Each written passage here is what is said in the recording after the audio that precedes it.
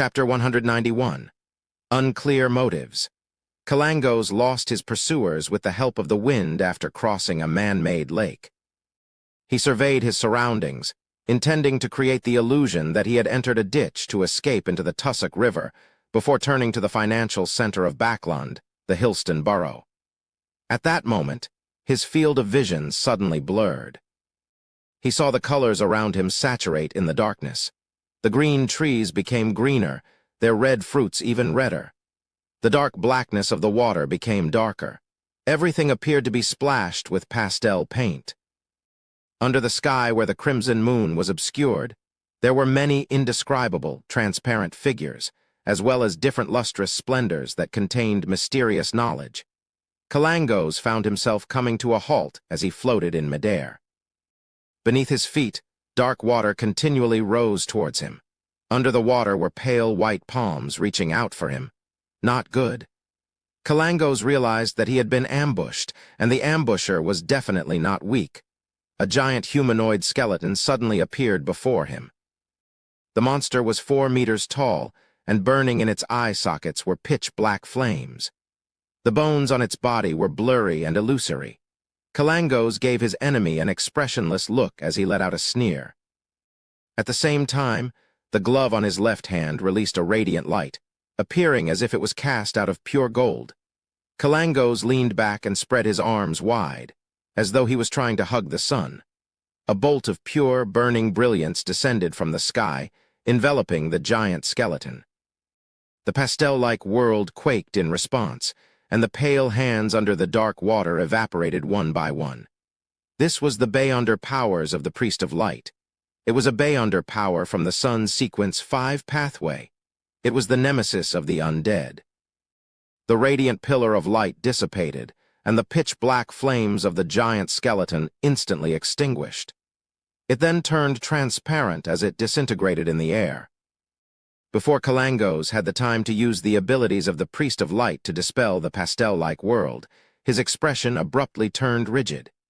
He saw another giant skeleton appear to his left. It was also 4 meters tall, its eyes burning with a black flame, identical to the monster from before. Immediately following that, the same skeletal monster appeared around Kalangos, one after another. 1, 2, 3. There were more than 100 of them. More than 100 pairs of burning black flames cast their gaze onto their target at the same time. Underneath him, the dark water surface rose higher, almost coming into contact with Kalangos's feet. Pale white hands extended outward, flailing them around constantly, as though they were grabbing at a life-saving straw. Spread out and pursue him. Try to corner him. Instructed the Cardinal, Ace Snake. He conjured a typhoon and took to the air, flying toward the direction where Kalangos had fled.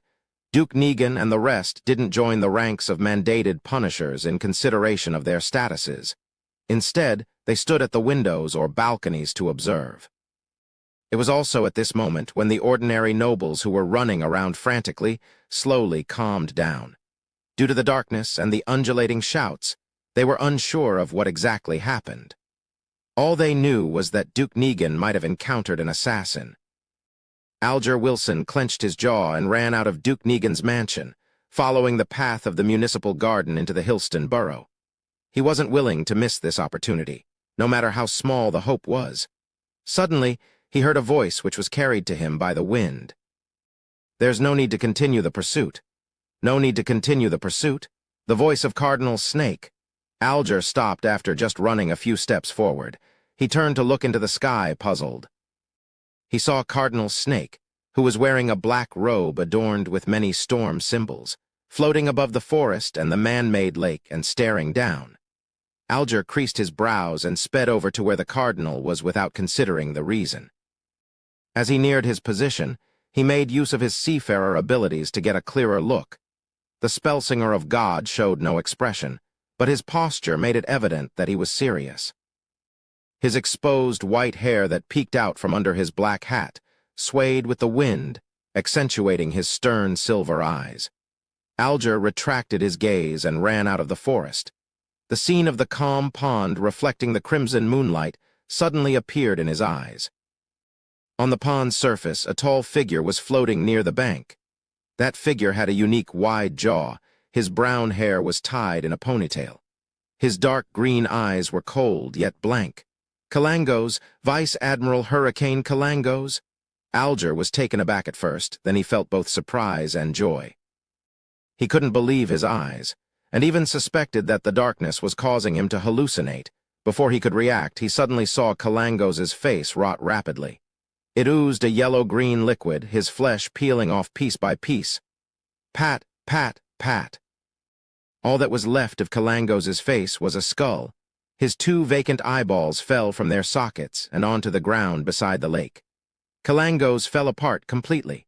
His clothes draped over his rotting flesh and white bones and blocked the sparkling radiance. In less than 20 seconds, one of the 7 pirate admirals, Kalangos, had died mysteriously in front of Alger's eyes. This shocking scene was etched deeply into Alger's mind. It made him suspect if he was having a terrifying nightmare. What was happening? Didn't Kalangos escape successfully? Why did he die so simply, yet so mysteriously here? What did he encounter for him to lose his life in such a short amount of time? He's a Sequence 6 wind-blessed, the owner of Creeping Hunger. Who did it? What was the motive for killing Kalangos? Just as countless ideas flooded Alger's mind, he heard Spellsinger of God, Ace Snake's charismatic voice. Did you give the information to anyone else? Is there anyone else who knows of this information? Alger quickly calmed down. He glanced at Kalangos' remains and gave an explanation that he had prepared. I reported the information to you the moment I found out about it. He couldn't help but grumble inwardly. If it wasn't for the fact that Ace Snake had gone for a walk along the Tussock River, forcing me to spend time finding him, Kalangos might not have even escaped Duke Negan's mansion, of course. He didn't dare say this in front of a high-sequence Beyonder. He could only respectfully and humbly continue. The personnel who received the information directly even sacrificed himself for it, and no one opened the letter during its transfer. I can vouch for this. But I cannot confirm if there was a leak at the source of this information. Since we could learn of it, others might have too. As Alger spoke, he formulated some guesses about who killed Vice Admiral Hurricane Kalangos, the person or organization who tasked Kalangos to assassinate Duke Negan. Since Kalangos had already successfully escaped, and there was no threat of any information leaks, there's no need to kill him. If it were me, I would get Kalangos to lay low and try another assassination attempt when everyone was certain that he had left Backland. Also, Kalangos only trusts himself, so he wouldn't tell his assassination plan to anyone. Duke Negan has been organizing gatherings lately in preparation for his bill proposal in September, so there are abundant opportunities. Other than Kalangos himself, there's no one who can correctly predict when he would strike. You unless that person was a prophet. But that is unlikely. Other factions, not possible. Miss Justice prayed to Mr. Fool to relay the information the moment she noticed a problem. There was no way another organization could have received the information at the same time. Mr. Fool? Alger was shocked as he thought of a possibility. The person who struck was Mr. Fool's blessed. He happened to be in Backland and thus lent a hand. The more he thought about it, the more Alger felt that this guess was close to the truth. Only the members and subordinates of the Tarot Club could have received the information in time. Only the help of the Fool's Blessed could make it seem so mysterious and without motive. Just as he was immersed in his thoughts, Cardinal Snake fell silent for a moment. He told the rest of the mandated punishers who were making their way over, Kalangos is dead. A high-sequence Beyonder or someone who used a sealed artifact of a similar level killed him. But this is rather dangerous and highly unlikely. After a preliminary analysis, I believe that the high-sequence Beyonder is of the pathway of death, perhaps a member of the numinous episcopate, but not someone I know of. There's also the possibility of it being a member of another secret organization. The motive is unclear. The numinous episcopate originated from the southern continent. Legend has it that it was first formed by a descendant of death in an attempt to revive death. They were nearly eradicated after the southern continent was colonized, but they stubbornly survived and spread toward the countries of the northern continent. A high-sequence Beyonder. Yes, only a high-sequence Beyonder could kill Kalangos in such a short amount of time. Just a mere blessed of Mr. Fool is already at such a high sequence. That's a demigod. Alger once again looked at the pile of flesh and bone. He felt dissociated from everything as if he had lost all his emotion. He stood there in a daze, watching everything. If I happened to betray Mr. Fool one day. He suddenly had such a thought. Immediately, the terrifying scene of Kalangos rapidly rotting appeared in his mind. Alger couldn't help but shiver and lower his head. At the same time, he relaxed. Since he couldn't escape or fight back, then he could only choose to be loyal. Phew. With Kalangos dead, no one can threaten me with that secret anymore. He exhaled, his worries completely vanishing. In Duke Negan's mansion, Audrey Hall, who was discussing the assassination with her mother and the other nobles, saw her father appear at the door. She found an excuse and left the resting room for the balcony at the main hall. "Father, is something wrong?" Audrey looked at Earl Hall with her green eyes. Her green eyes had come from her mother, not her father. Earl Hall smiled. "It's been resolved, my child. You need not worry any longer." "Did you tell anyone that Baron Gramier was an impostor?" "No." Audrey shook her head firmly. "I only told an almost godlike existence." She added in her heart. She thought for a moment, then explained herself. "After I told you, I went to the bathroom, then to where Mother was. You can ask her." "I see." Earl Hall nodded and didn't say anything else before mentioning, "Kalangos is dead. Someone killed him." "Who?" Audrey was as shocked as she was excited. "No idea. We can't even figure out why the murderer killed Kalangos. It's truly incomprehensible." Earl Hall paused. "Perhaps it's a person or an organization, a secret and powerful organization." "Unclear motive?" "A secret, powerful organization. Could it be Mr. Fool's Blessed? It could be our tarot club." Audrey suddenly had an epiphany, chapter 192, Attention. Audrey analyzed many things at once as her mind whirled. Mr. Hanged Man said that Kalangos was a lone wolf who doesn't trust anyone. Only he would know of his own plan. Other than my early discovery of him, there shouldn't have been anyone else who knew he would attempt the assassination tonight. I only told Father and Mr. Fool that I suspected that Kalangos was disguised as Baron Gramier. Although there's a telegram cable in Duke Negan's mansion, and he would have been able to send out information in time to ask for help, there's no reason to hide that. Dad's puzzlement implies that the powerful being that killed Kalangos wasn't within their expectations. Combining all of the above, I can almost be certain that the person who killed Kalangos was Mr. Fool's Blessed. Plus, only the unique model of the Tarot Club can create such a strange situation with unclear motives. Kalangos was a Sequence 6 Wind Blessed, and he had the mystical item, the Creeping Hunger. To be able to quickly kill him without leaving any traces behind, it could only be a high-sequence Beyonder known also as demigods, right? Or maybe he used a sealed artifact which possesses immense danger, regardless of the possibility. It shows that Mr. Fool's Blessed is extremely powerful. Mr. Fool lives up to his reputation regardless. I certainly provided clues, so Mr. Hanged Man has to carry out his promise and pass me the pituitary gland of a rainbow salamander. This should be our Tarot Club's very first mission, right? One of the 7 pirate admirals, Kalangos, died because of us. Looking at his daughter, who seemed excited, Earl Hall, who was a handsome man in his youth, coughed lightly and warned his daughter with a mask of solemnity. "Audrey, I know that you're very interested in mysticism, and I normally tolerate it. But you mustn't be involved in this. You can't even ask about it. You will be introduced by the Queen to the Backlund social scene events by the end of this year. As an adult, you should clearly know and remember that a terrifying Beyonder, or a powerful, hidden organization, is equivalent to danger. Do you understand that?" "Yes, Father," Audrey replied charmingly. "I was just a little curious." "Curiosity won't do either," Earl Hall emphasized, and he couldn't help but let out a helpless smile. "Okay," Audrey nodded obediently. "I understand the whole incident better than you do anyway." She made a silly face in her head. Earl Hall thought and said with a gentle smile, "Regardless, You are the heroine tonight, the savior of Duke Negan. Half of the reason why Kalangos is dead is partially because of you, and it's the same with the bounty. Of course, if there's no one that admits to killing Kalangos and comes to receive the bounty, the remaining half of it will be yours too. Added together, it will be 10,000 pounds in total. The bounties set up by the Ainz Republic, the Fasak Empire, and other countries and organizations could be received as well. After conversion, there should be about 20,000 pounds in total. Duke Negan promised that he would give you his holiday estate at Daisy Bay as a gift.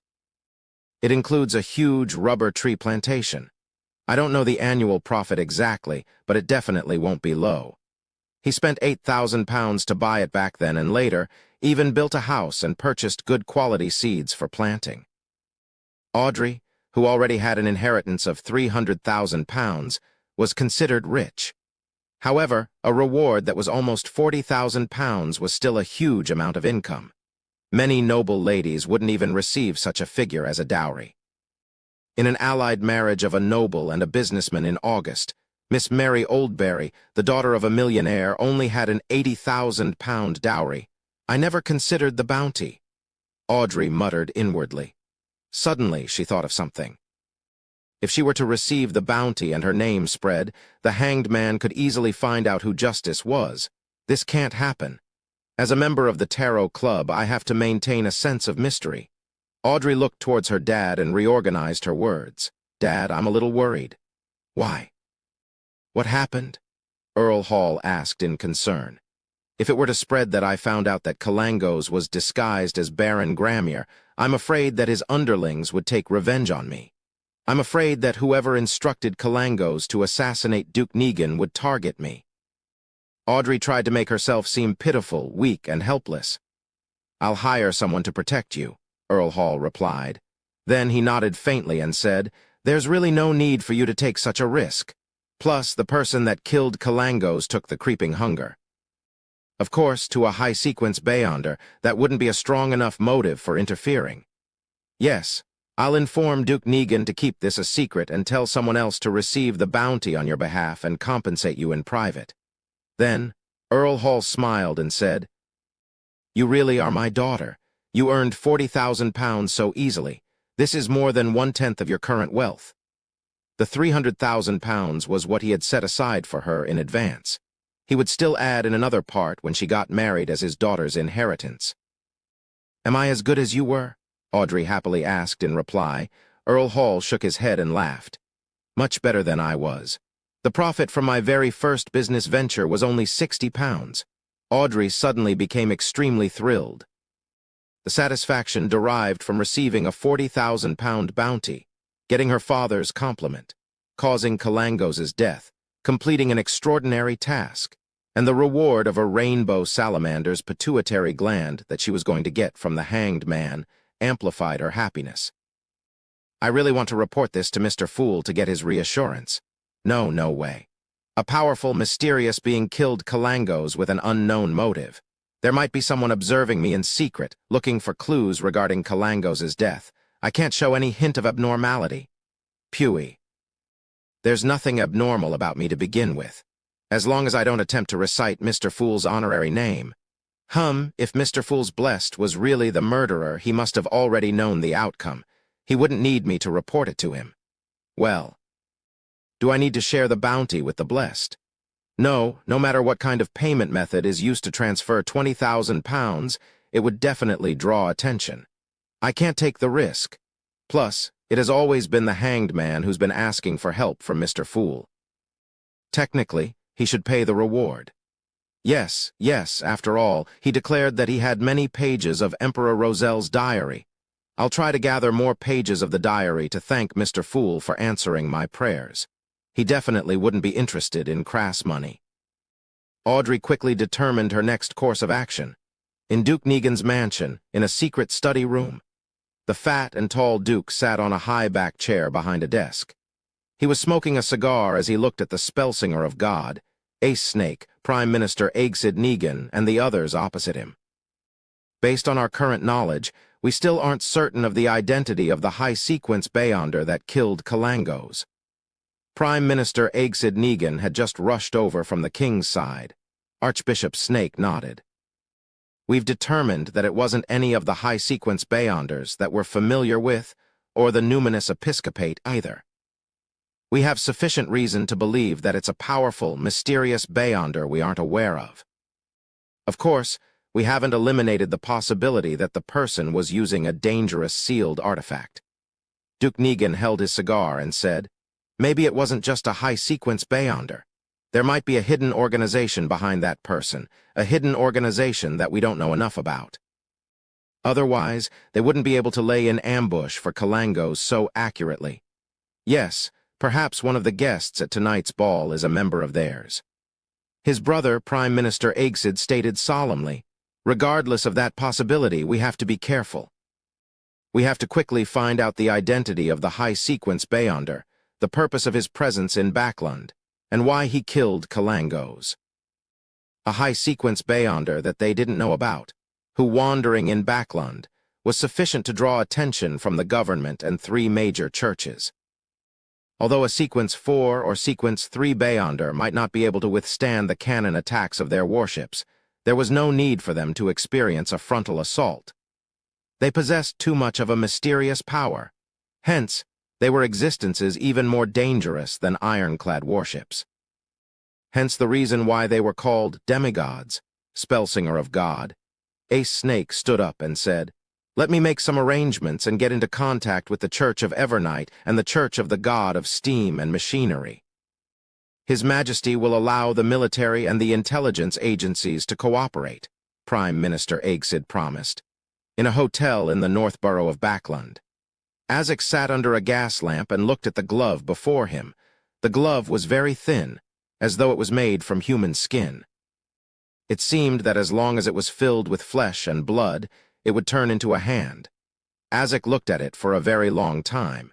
His face suddenly contorted in agony and pain as he muttered, I seem to have cooperated with them before. Klein didn't sleep well the entire night because he didn't receive any reports from Justice or the hanged man, nor did he receive any reply from Mr. Azek. He kept thinking about the outcome of the incident with Kalangos. It must have been quite a scene if Miss Justice and Mr. Hanged Man didn't dare to contact me recklessly. But why didn't Mr. Azek reply to my letter? Did he not get involved, or was there an accident? Did Kalangos hurt him? Klein extended his hand and covered his mouth as he yawned. He got onto the trackless carriage that headed for Zoudeland Street. Extra, extra, Vice Admiral Hurricane Kalangos killed in Backlund. Extra, extra, Vice Admiral Hurricane Kalangos killed in Backlund. Just as the carriage was about to set off, Klein suddenly heard the paperboy, which was also one of Emperor Rosel's inventions. Klein was momentarily stunned as he quickly fished out a penny and bought the Tingen Morning Post. Many passengers made the same choice. He opened the newspaper and quickly read the headline, Pirate Kalangos shot dead by Duke's bodyguard in Backlund. Kalangos died. Mr. Azek did it. Klein fell into deep thought and lampooned himself. As the boss behind the scenes, I actually had to find out the outcome from the newspapers. Chapter 193, Coming to a Close. The article covering what happened to Kalangos wasn't long, and all it stated was the time, place, people involved, and the outcome. As the saying goes, the more succinct the content, the more serious the situation. Something that happened in Backlund at 8 or 9 last night is already being reported in Tingen City this morning. The spread of information in this world isn't too slow due to the exceptional contributions of Emperor Rosel. It must have been one of the nobles or ministers who attended the ball who leaked this information to some reporter. Then that reporter used the telegraph to send this sensational news to the news companies in various counties. The morning papers are usually drafted at night and printed after midnight before being distributed in the morning. There was just enough time to make changes and publish this article. Just based on this news, the Tingen Morning Post would be able to sell an extra 1,000 copies. And that's only considering just this city.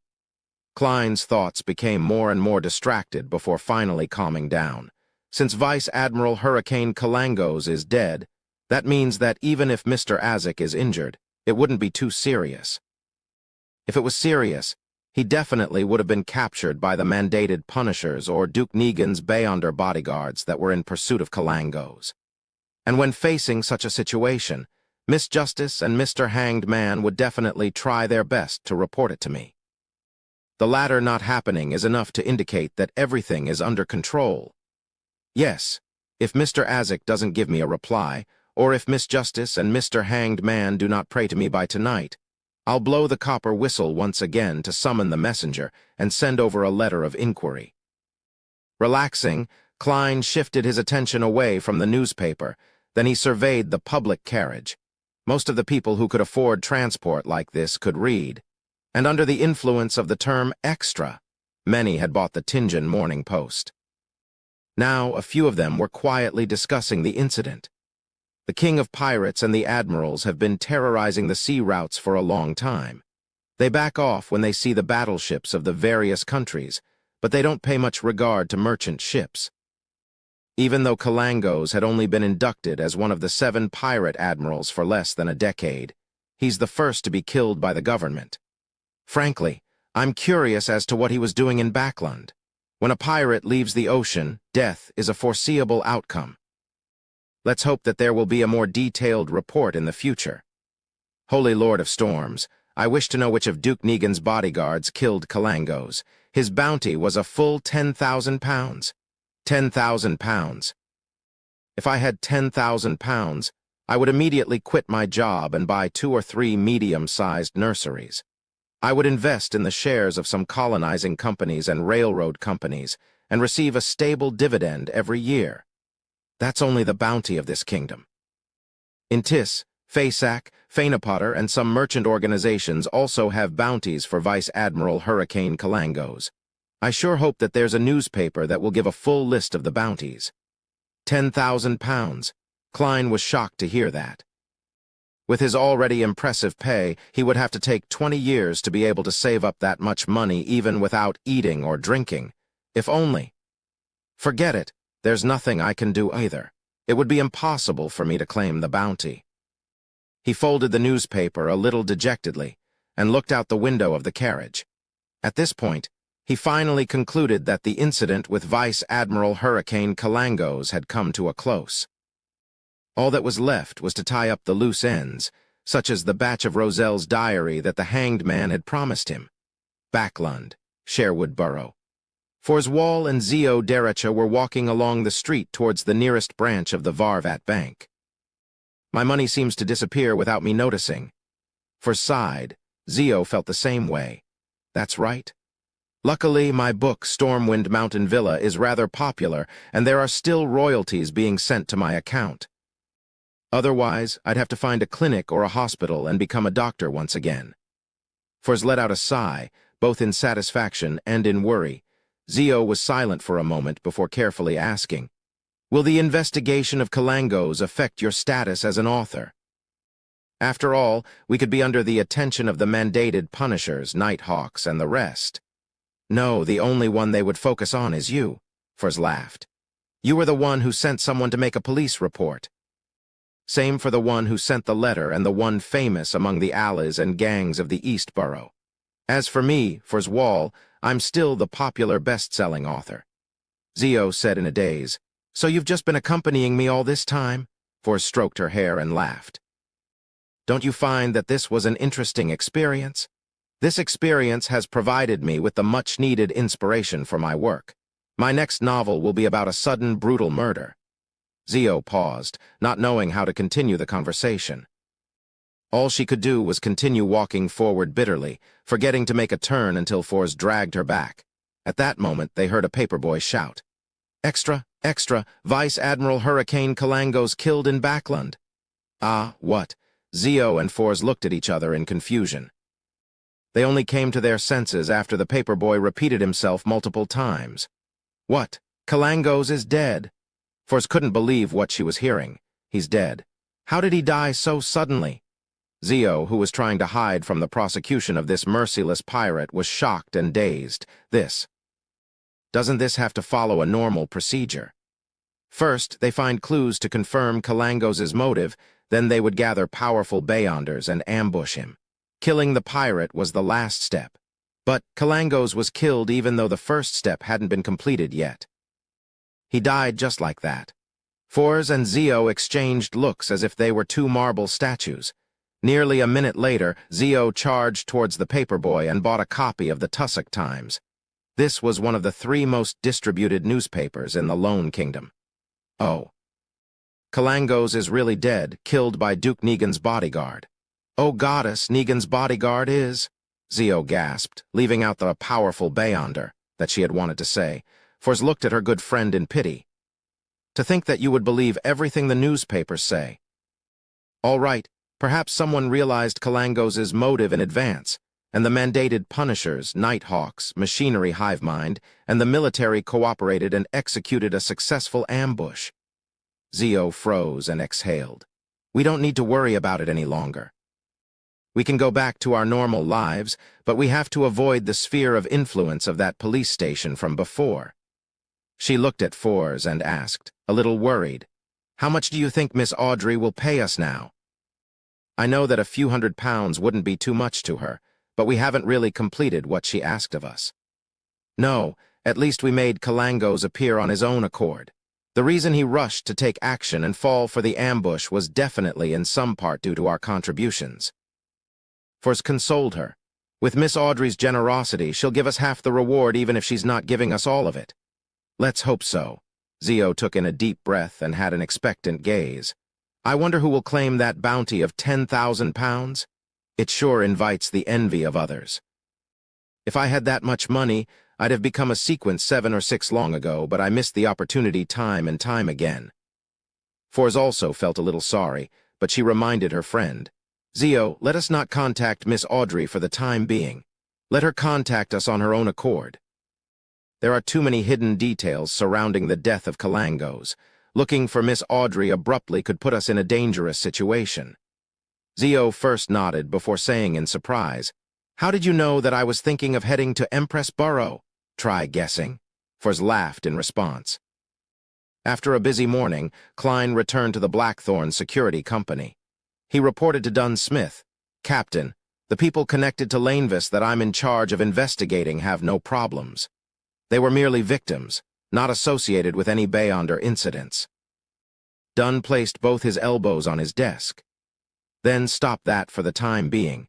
We shall place our focus on the more likely suspects after the rest of the members have finished with their investigations.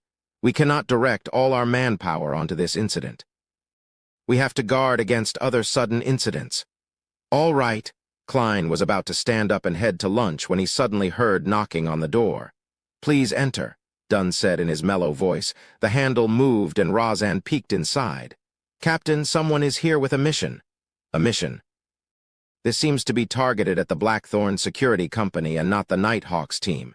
So, who mistakenly came to us this time? Klein wondered to himself. Dunn thought for a moment before saying, We can go hear the request out and reject it if it's too troublesome. He arranged his shirt and vest as he walked out of the office. He made his way through the partition and towards the sofa in the receptionist area. Klein and Razan followed curiously behind. There were 2 ladies on the sofa. Both of them were wearing black hats and dresses without any extra color. One of the ladies was plump and had fair skin. Her face was completely obscured by the black veil of her hat. Klein felt a sense of familiarity when he saw her, as though he had seen her somewhere before. Just as he was recalling, he heard the skinnier lady beside her speak. The mission we would like to entrust to you is for you to track and monitor Madame Sharon and find evidence of her crimes. Madame Sharon.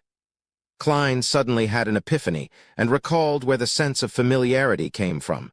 The lady that remained silent was the wife of Member of Parliament Maynard, the daughter of the new party's leader. She finds it hard to accept the death of her husband, and is unwilling to accept the conclusion the police department came to. So she came to a security company in private to do another investigation. To think that she came directly to us. Klein shook his head and laughed to himself. Chapter 194, Infiltration. Madame Sharon? Dunn obviously knew of Baron Coy's widow, a famous socialite in Tingen. Maynard's wife turned her head to shoot a glance at the scrawny lady who came with her to the Blackthorn Security Company, but she didn't speak for herself.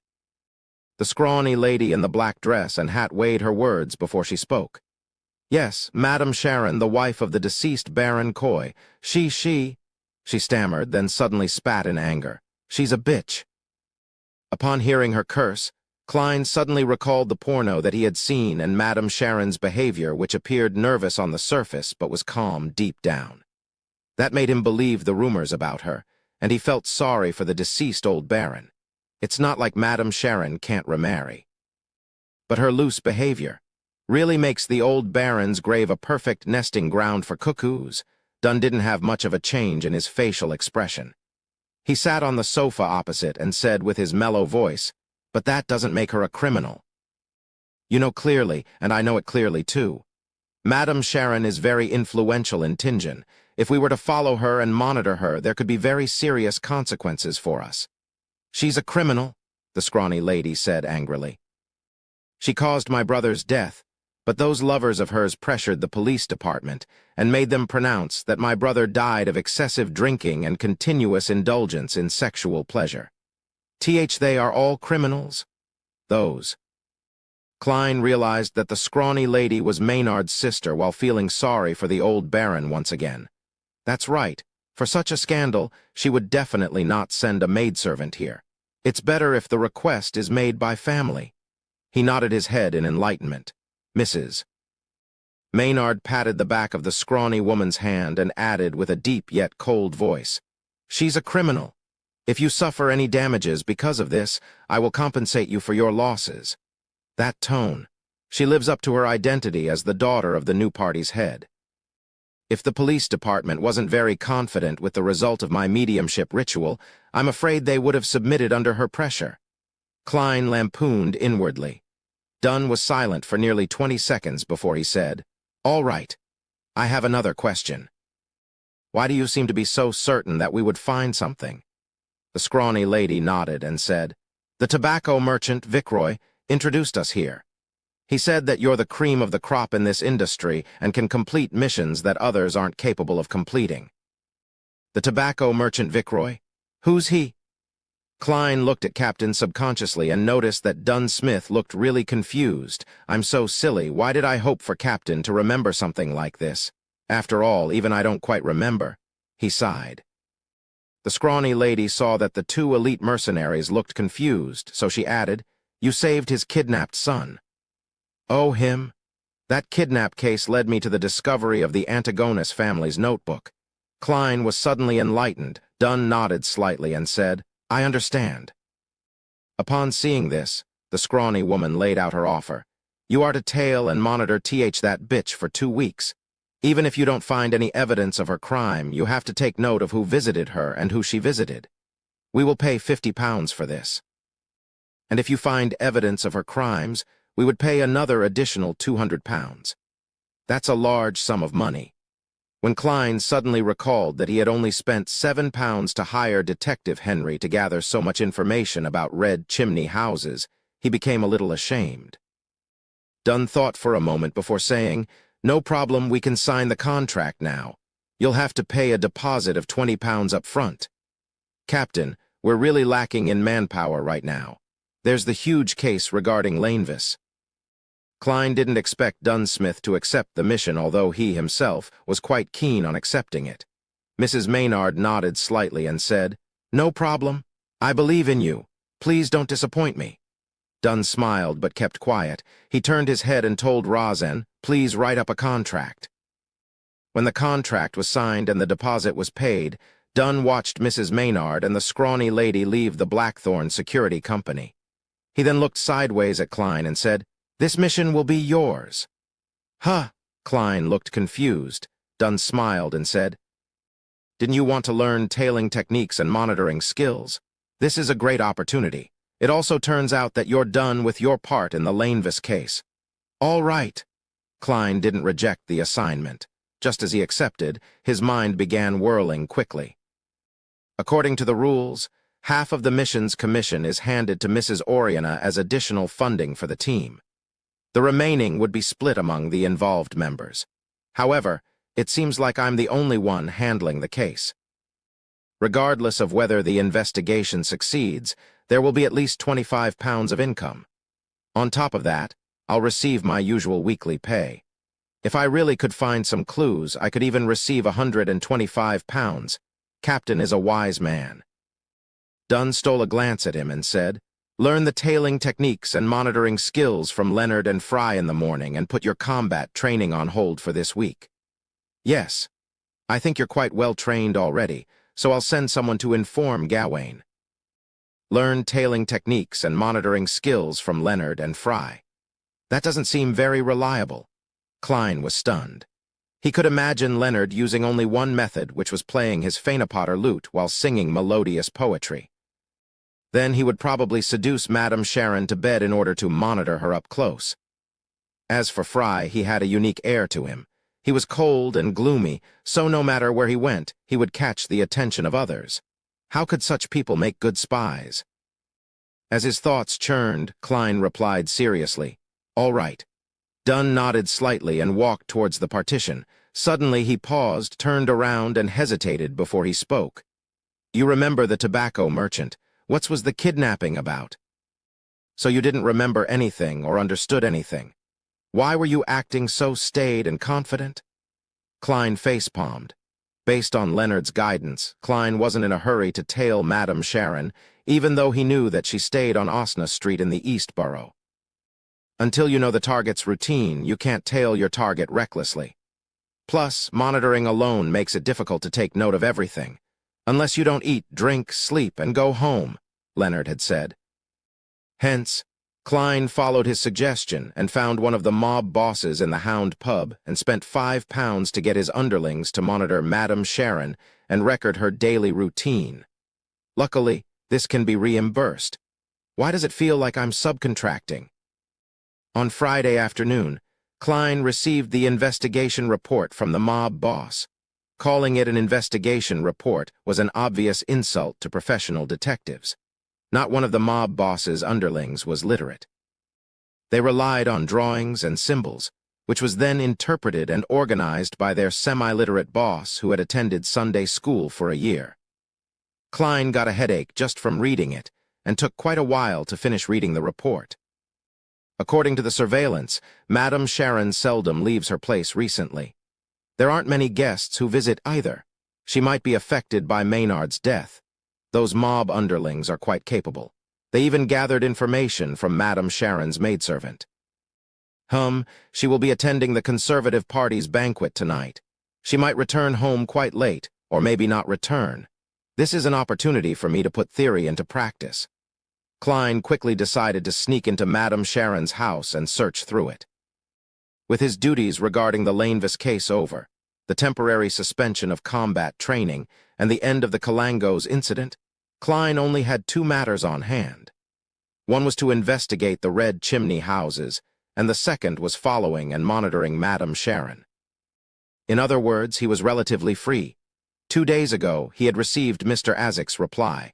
There was only one sentence on the letter. I obtained the creeping hunger and recalled something. Klein had finally confirmed that it was Mr. Azek who killed Kalangos, and that this amnesiac teacher of his, who had a long life, was a high-sequence Beyonder. However, he didn't dare ask him what he had recalled with the aid of the creeping hunger. Azek obviously didn't want to talk about it. If he was willing to share, he would have described it directly in the letter. In Klein's reply, he only reminded Mr. Azek that the creeping hunger yearned for the flesh, blood, and soul of living humans. He had to find a safe sealing method. In addition, Justice and the Hanged Man had yet to pray to him, but Klein wasn't worried. He understood that both members were afraid of being monitored, so they didn't recite his name recklessly. Gas street lamps illuminated the straight Osna Street at night while the crimson moon hung high above. Klein, who had sneaked out with the clown's balance and agility, leaped over the outer wall of Madame Sharon's house quietly. Passing through the garden, he arrived by the side of the house. He climbed up the water pipe and slipped onto the balcony on the 2nd floor. Klein had never even climbed a tree successfully when he was young, so it was quite a monumental event. He took out a tarot card from the pocket of his black trench coat, slotted it into the gap of the balcony door, lifted it lightly, and unlocked the door. The servants are so careless. They didn't use an additional lock.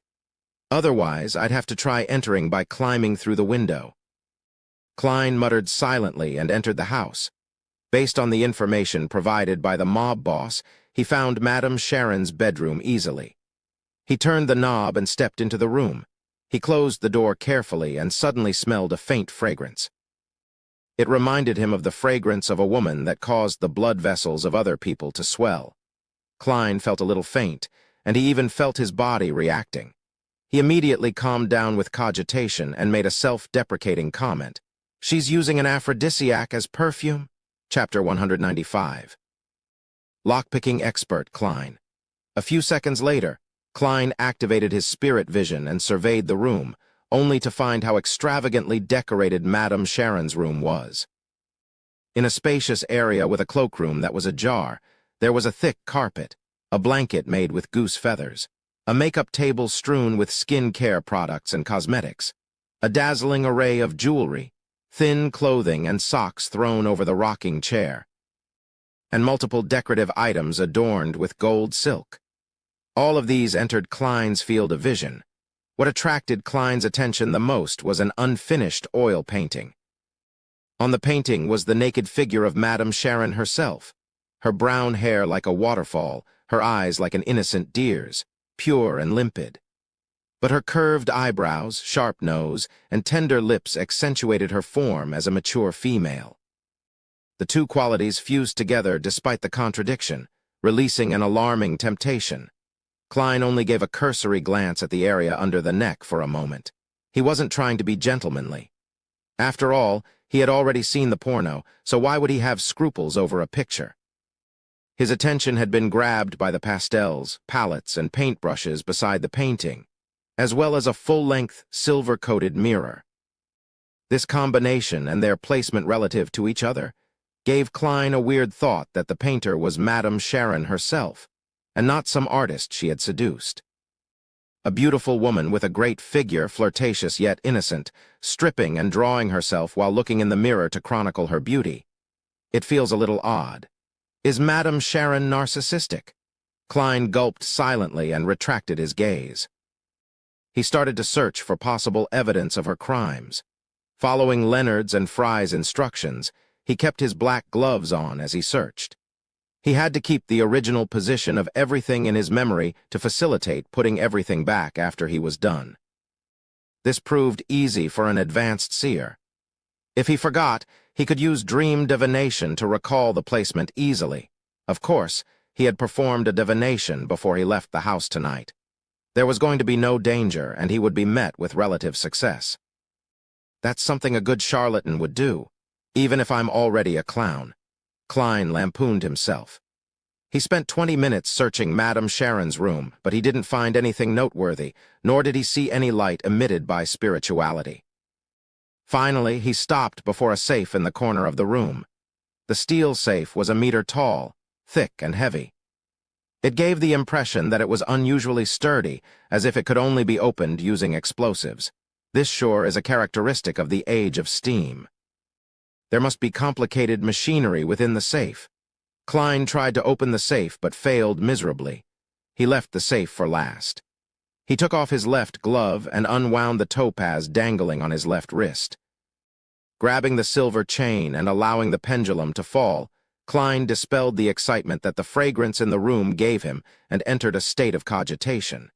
His eyes turned dark as he chanted to himself. There is a secret room or hidden partition in this room. There is a secret room or hidden partition in this room. After reciting it 7 times, Klein's eyes regained their normal color. He looked at the dangling topaz, which was turning counterclockwise. It was a negative result. Klein nodded slightly and left Madame Sharon's room.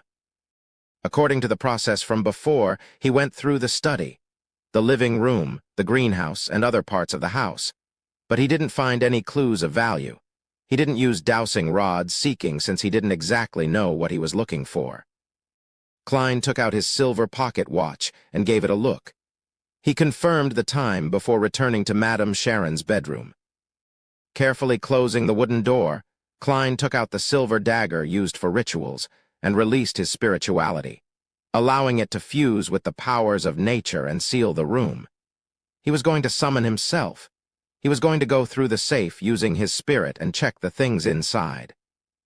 "Grandpa doesn't need to know how to lockpick," Klein proclaimed in Mandarin. The process was simple since he was praying to himself. He didn't have to be too particular. Klein took out a candle infused with sandalwood and ignited it using his spirituality. That was going to be his altar. I summon in my name. The fool that doesn't belong to this era, the mysterious ruler above the gray fog, the king of yellow and black who wields good luck. The incantation reverberated around Madame Sharon's bedroom. Klein's spirituality poured out from within him, gently fusing with the candle flame to become a gray, palm-sized veil of light. He then took 4 steps counterclockwise, made his way through the mad ravings, and into the world above the gray fog. He saw the door of summoning appear behind the seat of honor at the ancient long table. Klein was about to react when he froze. "I should perform a divination to see if I can discover any clues since I'm already here. Here, as well as removing any interference, my powers are also significantly boosted. Also, because of where I am now, performing a divination is akin to using an object Madame Sharon brings around with her every day." He sat down and conjured a fountain pen and goatskin. What should I divine? Klein slipped into deep thought. Is there anything wrong with Madame Sharon? No, everyone makes mistakes. There would be something wrong with anyone. Is Madame Sharon involved in a crime? No, that's not narrow enough either. As a famous socialite tied to the political sphere, it's natural that she would be associated with something dirty yet cannot be convicted for. Also, what is the definition of a crime anyway? The laws of the Lone Kingdom or the laws of the Ainz Republic? Or is it up to me to decide? Despite his many thoughts, Klein didn't want to delay it any further. After all, his physical body was still in the real world. Thus, he decided to confirm the past few divinations he did regarding the incident. He picked up the pen, and without writing, he conjured a divination statement on the goatskin before him. John Maynard's death was due to supernatural influences. This was the divination he did when he went to Maynard's house to help the police. The answer he received last time was negative. Grabbing the silver chain, he allowed the topaz pendulum to almost touch the statement on the goatskin. Klein half closed his eyes and silently recited the divination statement. John Maynard's death was due to supernatural influences.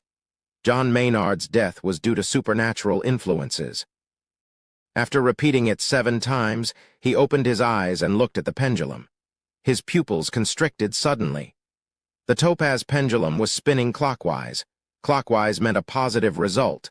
Maynard's death was really due to supernatural influences. Klein stared at the pendulum that was slowing down, his heart churning in turmoil.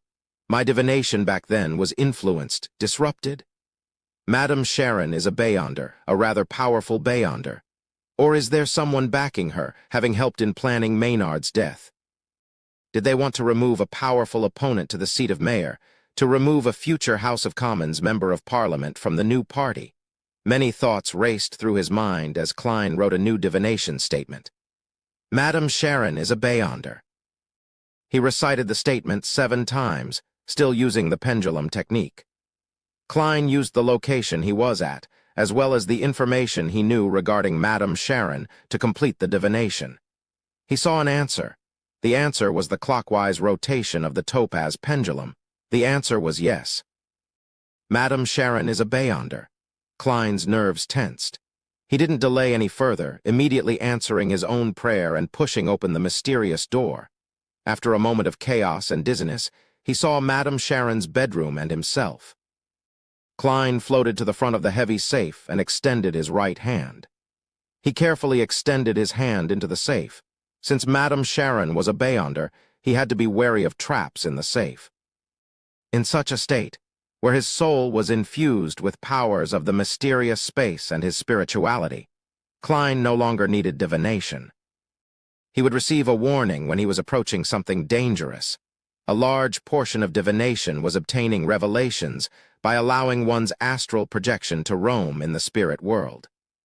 In other words, it was derived from one's spirituality. Klein didn't notice anything unusual. When his nearly transparent hand made it through the thick metal door, after sweeping his hand, he leaned forward, plunging his entire spirit into the safe. He saw that the inside of the safe was split into 3 sections. The first was filled with gold bars, thick stacks of cash, and even more precious jewelry. Another layer had sealed documents. Klein blew on them, but he didn't manage to flip them open to look at their contents. Yes, I'll have to try again with Mr. Azek's copper whistle. Klein had experimented with it previously. When he enveloped the flaring sun charm or Azek's copper whistle with his spirit, both the items were able to make it through obstacles, as if becoming illusory items themselves. The bottommost layer of the safe was rather strange.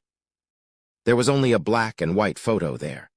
On the photo was a suave young man, Madame Sharon's past lover.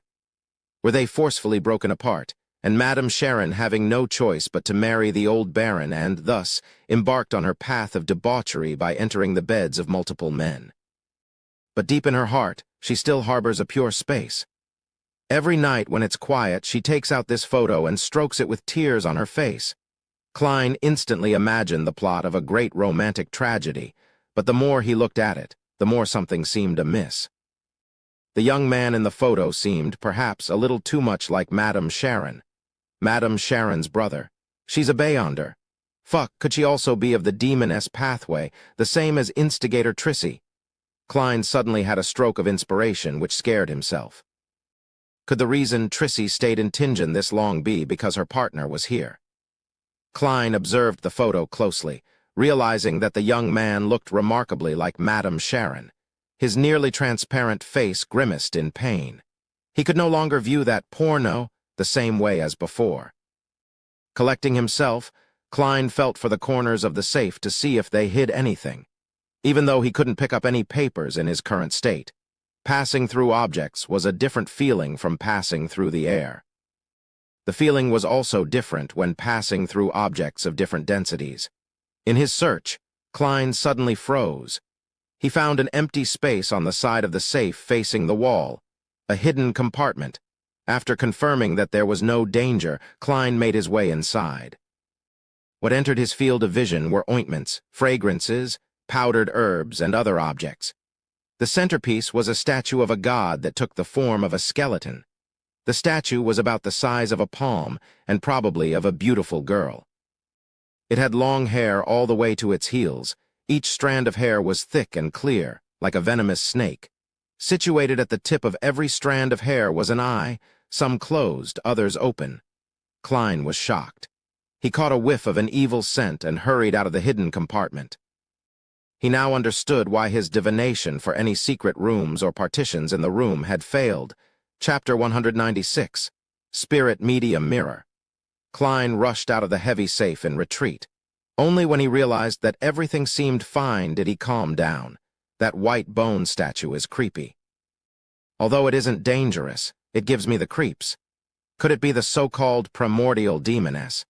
An evil god like the hidden sage, the dark side of the universe, or the true creator? Klein recalled his hunches about Madame Sharon, and he suddenly understood what existence the white bone statue might represent. Just as he thought, his spirituality stirred as an ominous premonition gripped him. Klein quickly flew next to the window with complicated patterns and looked at the road outside. He saw a carriage driving towards the front gate under the light of the gas street lamps. Madame Sharon is back. There was a tug at his heartstrings as he finally understood the source of his ominous premonition. Taking into consideration that Trissy only became a woman after Sequence 8 Instigator, so she's most likely a Sequence 7. And since Madame Sharon has been active in Tingen's social circles for many years, she was most likely much stronger than Trissy. Hence, Klein didn't dare to take the risk of relying on his flaring sun charm and Azek's copper whistle. Instead, he made the wise decision to leave. He had a limited number of charms. Plus, he didn't know when he would be able to get the sealed artifact, mutated Sun's sacred emblem, out again. Hence, if it wasn't a desperate situation, Klein didn't want to waste his most powerful charms. He would also have the issue of explaining himself if he were to use it. I can't just tell Dunn that a kind expert had happened to pass by and helped me, right? As for why he didn't want to use Azek's copper whistle, it was because Klein wasn't sure if the messenger that was summoned had the ability to fight. What if it just looked strong but only knew how to send letters? With what I discovered earlier, it should be sufficient for the Nighthawks team to take action. Why should I fight against Madame Sharon alone? We can totally gank her. Klein emphasized inwardly and ended his summoning. With a whoosh, he returned to the world above the gray fog. He then quickly wrapped himself in spirituality and stimulated a rapid descent to return to his body in reality. He quickly put out the flame and put away the candle. He removed the wall of spirituality and left Madame Sharon's bedroom. He took the same path back, but he didn't have the time to reset the bolt on the balcony door.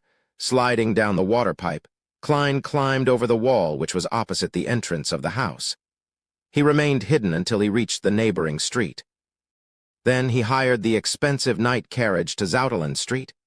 Madame Sharon, who looked beautiful in her black dress, slowly walked to the second floor. She dismissed her maidservants and opened the door to her bedroom. Her pure, clear eyes suddenly concentrated and reflected fine threads that were almost transparent and unnoticeable. They didn't possess the luster of spirituality. They were like human hair that was pathologically changed. If one didn't already know of their existence or have a pair of very special eyes, they wouldn't notice the strands. All those fine threads had torn and fallen to the ground. Madame Sharon squinted her eyes and directed her focus onto the thick gray metal safe. 36 Zouteland Street, the Blackthorn Security Company. Dunn was reading the newspaper casually with his legs crossed. He looked at Klein, who appeared before his office door with a strange expression.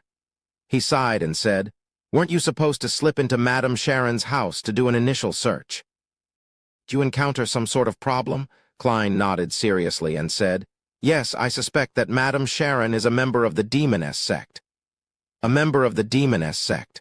Dunn lowered the newspaper and ruminated over the words. He then asked seriously, "What did you discover?" Klein didn't sit down.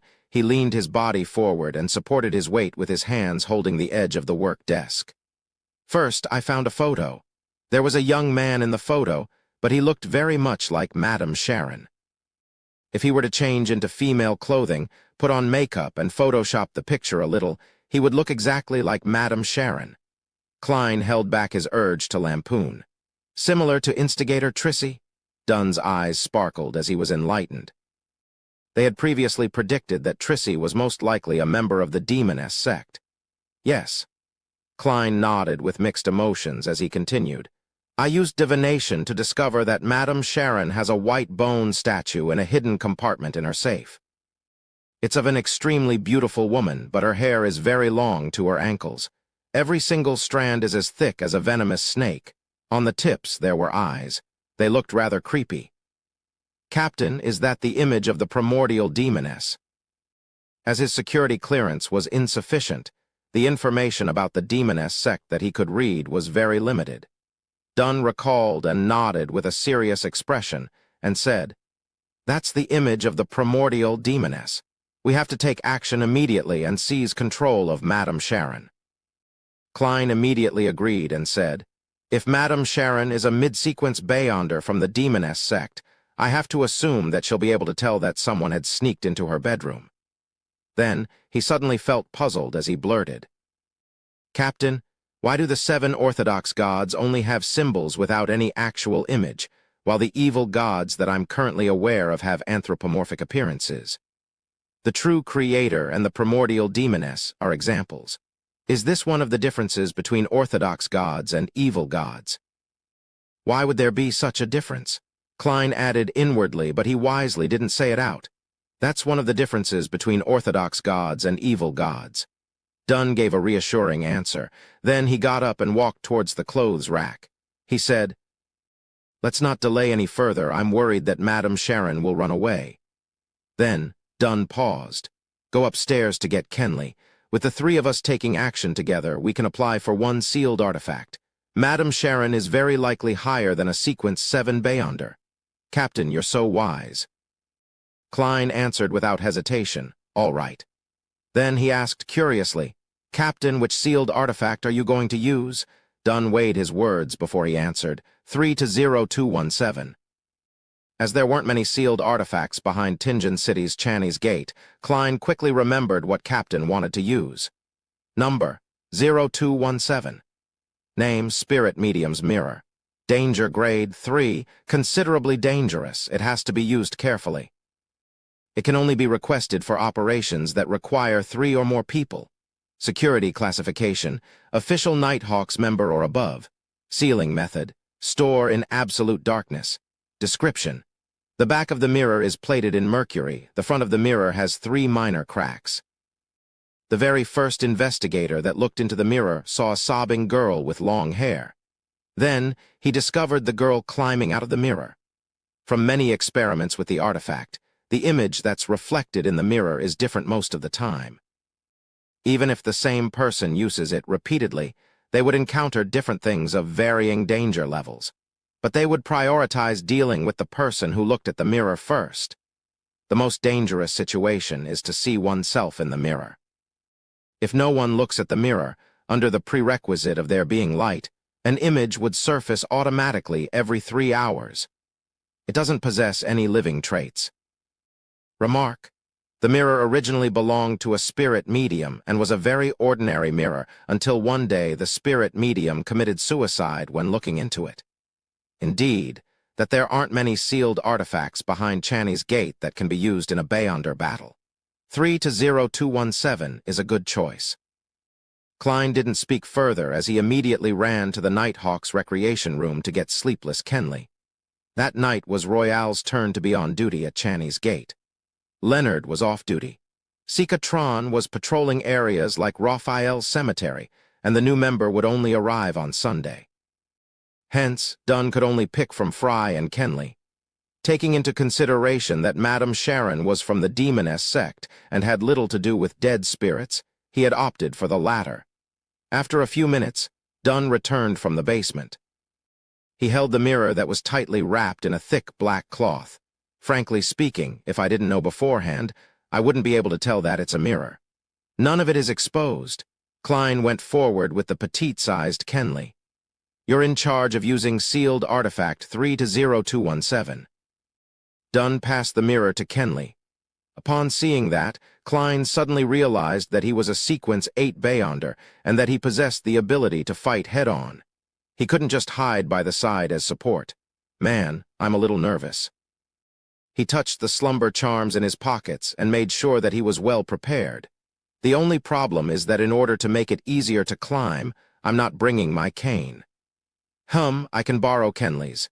He has the mirror in one hand and a gun in the other. That should be sufficient. Amidst Klein's thoughts, the trio arrived downstairs and took a carriage to Osna Street.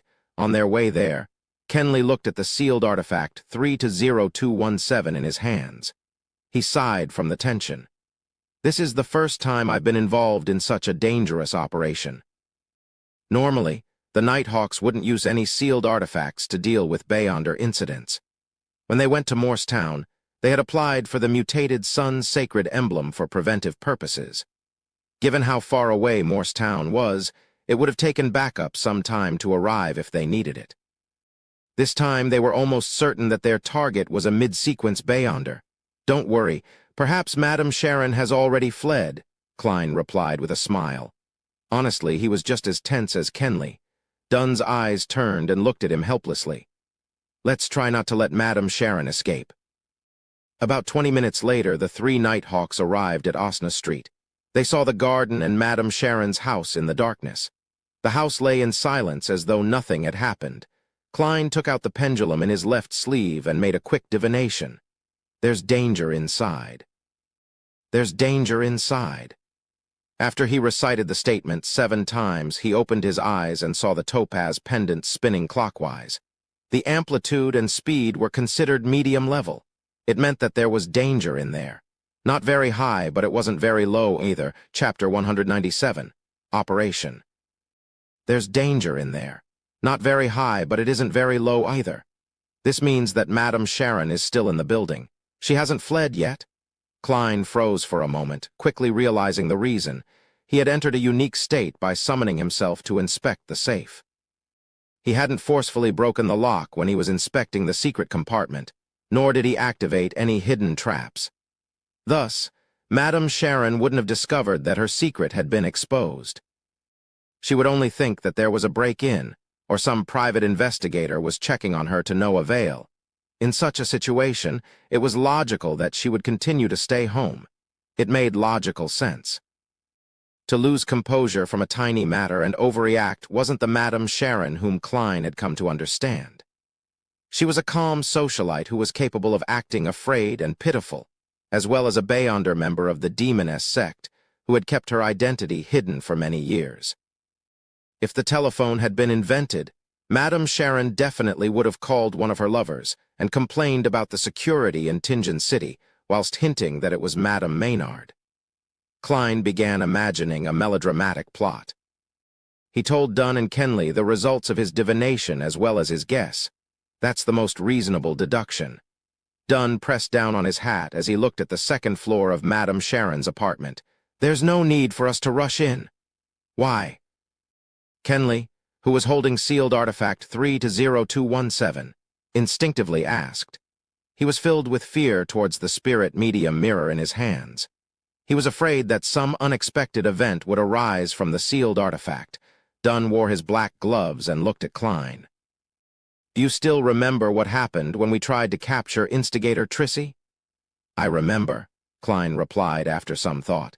"She seemed to be able to detect our presence and make the necessary responses, which resulted in her successful escape. I also remember suggesting the use of bombarding the house when the captain asked me how I would deal with the situation. That was the safest, most surefire method. But not this time. We can't use it here as there are many innocent maids in Madame Sharon's house. If we notified them in advance and got them to evacuate, that would definitely catch Madame Sharon's attention. According to Leonard, Trissy could turn invisible. We have to assume that Madame Sharon has that ability too." Klein connected the dots at once. Dunn looked at the crimson moon in the sky and said, "Good, your answer is very good. You're rather intuitive in such situations. We cannot approach recklessly and end up alarming Madame Sharon. I'll try dragging her into a dream from a distance. If I'm successful, you and Kenley will go and capture her. Well, you can make the decision of whether to kill her or not. Kill her if you cannot control her. Your safety is of utmost importance. Captain, your line of thought is always so clear at such critical moments." "I was just waiting for you to say that." Klein praised in his heart over the months. Klein had grasped most of the unique traits of the different Beyonder powers of his partners when he was casually chatting with Dunn, Leonard, Fry, and the rest. Amongst those, Dunn Smith, who was a nightmare, could freely enter the dreams of a sleeping person even though he was at home or at the Blackthorn Security Company. But how he did it was a secret of his own sequence, and Klein didn't ask about it too deeply. The ability to drag someone into a dream had a limited range and was normally used during direct confrontations. But Klein had once heard the captain say that the ability also had a certain effect when used within a 100-meter radius. But he needed time to complete the process. He couldn't do it instantly, for the process was similar to coaxing a child to sleep. At this moment, Dunn was going to drag the distant Madame Sharon into a sleeping state, a little at a time. After completing the first stages of the restraint, he was going to create the most opportunistic conditions for Klein and Kenley. All right. Kenley was also rather accepting of the captain's plan. Without any more chatter, Dunn leaned on the corner of a wall and shut his eyes. He put his hands together and lowered his head. His black trench coat and silk hat blended into the night. In the opulent bedroom, Madame Sharon was leaning on her comfortable rocking chair, completely naked. Her fair and excellent figure was completely exposed. She sometimes turned her head towards the full-length mirror to admire her charming self. As she looked, her face would flush red as tears welled in her eyes. Her expression emitted a strange tenderness amidst her stupor. The skeletal statue of the goddess was sitting on the table beside her. The thick strands of hair seemed gentle under the warm, pink light. Slowly, the frequency in which Madame Sharon looked into the mirror decreased. Bit by bit, her eyelids couldn't help but droop. Seconds turned into minutes when Klein suddenly recalled something. How was the captain going to notify Kenley and himself after he successfully dragged Madame Sharon into a dream? Madame Sharon would wake up if the captain left his nightmare state, and she would notice that something was off. I wonder if the captain is capable of giving hand signs while dreaming at the same time. Klein looked at the worried Kenley pacing around and intended to discuss this with him in order to distract him. At that moment, his mind turned into a blur. He saw a giant crimson moon as well as Captain Dunn Smith in his black trench coat under the moon. There was also the short Kenley, his expression dazed. Klein realized that he too was dreaming. I've been dragged into a dream by the captain, so that's how he was going to notify us.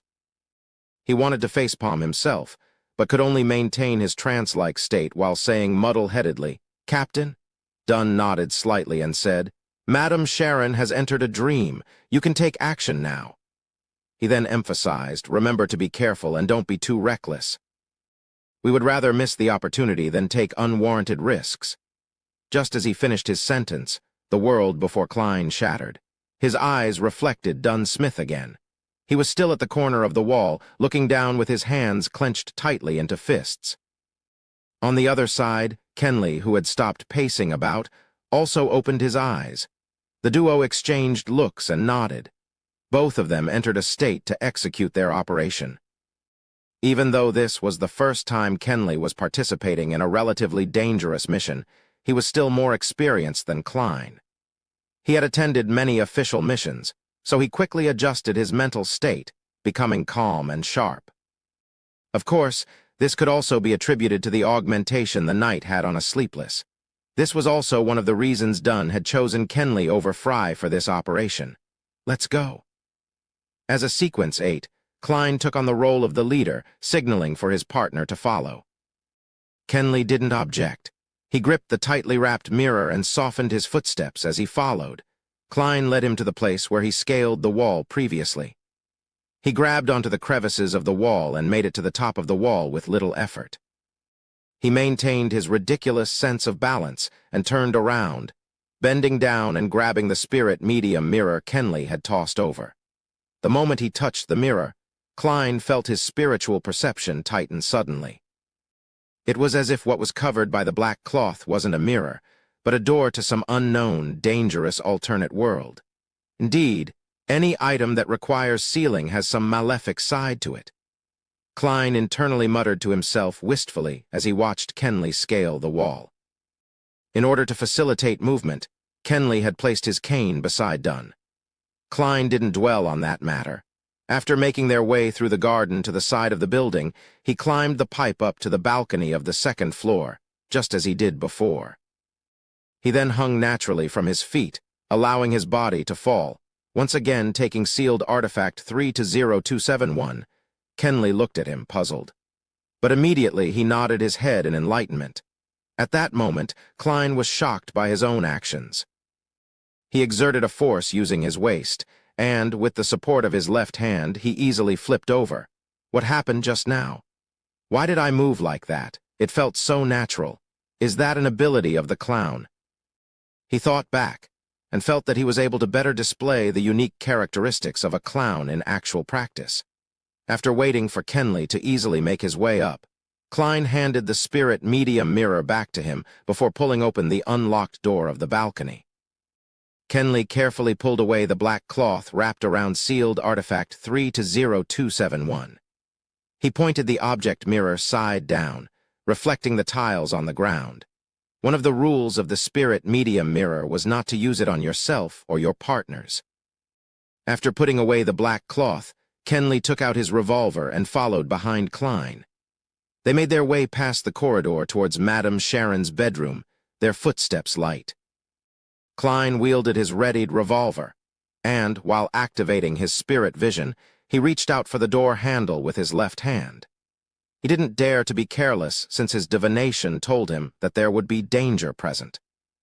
The reason why he didn't make another quick divination was that he knew the presence of the primordial demoness's statue in the room. At this distance, his divination would definitely be interrupted. He knew that there was no way for him to get a clear answer without relying on the gray fog's obstruction. Furthermore, with Kenley beside him, there was no way for him to enter that mysterious space. After pushing open the door, what entered Klein and Kenley's field of vision was the warm light from the gas lamp. Then they saw Madame Sharon slumped over her chair, as well as her alluring body. However, Madame Sharon wasn't asleep. She was reclined in her chair with a faint smile across her mouth, looking straight at her two visitors. Instinctively, Kenley flipped his palm and pointed the spirit medium mirror at Madame Sharon. Klein first froze, then exclaimed, "No!" He clearly remembered that there was a full-length mirror on the other side of the chair. But it wasn't there now. The spirit medium mirror had locked onto Madame Sharon in just a second. But that image of Madame Sharon became blurry before turning into a full-length mirror. Kenley looked at himself in the mirror and also sealed artifact 3-0271 reflecting his own image. A figure instantly appeared within the spirit medium mirror. It was an expressionless, sinister image of Kenley himself. Klein felt his limbs turn rigid as if he had been entangled by invisible threads. An elegant figure appeared beside the full-length mirror. It was Madame Sharon, wearing a nightgown. She glanced at the two intruders and chuckled. "If it wasn't for the fact that the statue happened to be beside me, I should be deep asleep now, waiting for you to wake me up with a kiss." At that moment, Klein suddenly shouted a simple term in ancient Hermes, "Crimson." He had no idea when he dug his left palm into his pocket. He deftly flicked his fingers and tossed out a slumber charm, Chapter 198, Appropriating Uniqueness. The silver charm suddenly turned ice gold, just like a crystal coat with layers of frost. Klein shivered and suddenly became more alert. His fear and agitation temporarily froze. He quickly injected his spirituality into the charm and pushed the thin silver piece out of his pocket with his fingertip, causing it to drop to his feet. A crimson flame appeared in the air, and the sound of light, continuous explosions echoed in the room. A serene and deep feeling instantly emanated and engulfed most of the bedroom, including Madame Sharon, sleepless Kenley, and also Klein himself. The slumber charm was an item that didn't distinguish between the enemy and the caster. In most situations, using it meant throwing it at the enemy. That way, the caster would only be affected by the remnant shock waves, but not to the extent of failing to resist the temptation of falling into a deep sleep. But Klein's arms were entangled by countless invisible threads. He couldn't throw the charm, so he could only exchange Madame Sharon's slumber with his, but he had long considered such a situation and was prepared. This was because his body was unique, a uniqueness that was unlike most low-sequence Beyonders. In that instant, Klein's eyelids closed and entered into deep sleep normally, while Madame Sharon and Kenley also appeared to slow down. Klein quickly realized that he was in a dream and rationally knew that he was sleeping. Whenever anything related to dream invasions or similar hypnotic effects were used on him, he could still maintain consciousness. He had discovered this when he was dealing with Dunn's nightmare powers, as well as when Dolly was channeling his spirit, Katja. Klein tore out of the dream forcefully and woke up. He felt the countless threads binding his arms, legs, and body loosen. As for Madame Sharon, she had a vacant look, as though she was going to shake off the effect of the slumber charm, but had yet to wake up entirely. Kenley was on the ground with the spirit medium mirror flipped upside down nearby, while his revolver had been flung to the door. An opportunity. Klein seized the moment while the fine threads loosened. He took out his left hand and snapped his fingers. He lit up a faint blue spiritual flame and burned the countless fine threads before him. At the same time, he picked up his revolver with his right hand and pulled the trigger repeatedly. Bang! Bang! The two silver demon hunting bullets tore through the barrel and fired towards Madame Sharon. Klein didn't confirm the outcome but bent his knees, exerted strength in his waist, and leaped over to Kenley. Simultaneously, he broke the fine strings that were tied around his body. His earlier shots were mainly to inform the captain that something unexpected had happened inside. They were already fighting and were in need of assistance. Of course, if he could shoot Madame Sharon directly, that'd be the best outcome. However, Klein didn't believe a sequence 7 or 6 Beyonder could be taken care of so easily. There were faint blue flames twirling in the air, dancing across the fine threads in the room. In such a dreamy scenery, the 2 silver demon hunting bullets struck Madame Sharon's body. Catcha, catcha. Madame Sharon was in her translucent sleeping robe, and her indistinct body shattered like the crimson moon's reflection in a lake. The full body mirror next to her cracked into pieces, and most of them shattered into about thumbnail-sized chunks, while a small amount remained on the frame. They all resembled palms, strangely shaped palms. A substitute? A Beyonder power of the demoness sequence. The corner of Klein's eyes swept over it as he already rolled next to Kenley. Since the fine strings were all broken by his movement, the faint blue flames didn't spread over. At that moment, Madame Sharon had vanished, but the sleeping Kenley lifted his hands and gripped his neck so tightly that his saliva began flowing out as his tongue protruded. But he didn't seem like he was going to stop. But in Klein's spirit vision, there weren't any abnormal things around. He suddenly recalled the description of sealed artifact 3-0271. The most dangerous situation is when you see yourself. Could it be that Kenley saw his own reflection in sealed artifact 3-0271 through the full body mirror? Klein speculated. He quickly took out another silver charm without having the luxury of time to think about it. It was a triangular-shaped item, a requiem charm. Crimson, Klein said the ancient Hermes word while he instilled his spirituality into the charm and threw it out. Then he pressed down his left hand and grabbed the spirit medium mirror. He used the corner of his eye to determine that the sealed artifact was facing downward, so it wouldn't reflect himself. The triangular silver charm ignited into icy blue flames. The gentle and serene darkness blanketed Kenley and affected Klein himself. The nervous emotions dispersed in that instant. Kenley relaxed his hands on his throat, while Klein felt like he was standing before his oriel window at home, overlooking the quiet streets. His physical and mental state was at peace. That was exactly what Klein wanted. At that very moment, he entered an extremely serene state. He appeared to be the only person left in the entire world with nothing else in existence. Within this sense of calmness, he suddenly had a gut feeling in his mind. Madame Sharon is about to attack my right waist. That was the foresight ability of a clown in battle. Without any hesitation, Klein lifted the spirit medium mirror and rolled to his left. Just as he moved, a dagger, burning in dark flames, pierced the spot where he had stood earlier. Madame Sharon's figure was outlined once again. As he rolled, Klein suddenly lifted the spirit medium mirror and pointed it at Madame Sharon. Besides saving his teammate, his main goal when he got close to Kenley was to pick up the sealed artifact. Otherwise, he didn't believe that anything good would come out of waiting for the captain's reinforcements while being next to Madame Sharon.